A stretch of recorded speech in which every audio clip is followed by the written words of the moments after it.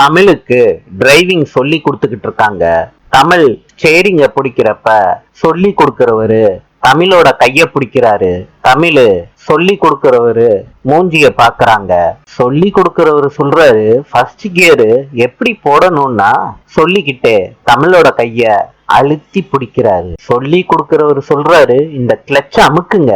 சொல்றப்ப தமிழ் அவர் மூக்க பஞ்சர் ஆக்கிடுறாங்க கைய வச்சு. சொல்லி கொடுக்கிறவரு காரை விட்டு இறங்குறாரு. தமிழ் சொல்றாங்க வண்டி கத்துக்கணும்னு ஆர்வத்துல வந்தா என் கைய தொடுவியா நீ அப்படின்னு சொல்லிட்டு சப்பு சப்புன்னு சொல்லி கொடுக்கிற ஒரு கன்னத்தை பழுக்க வைக்கிறாங்க தமிழ்.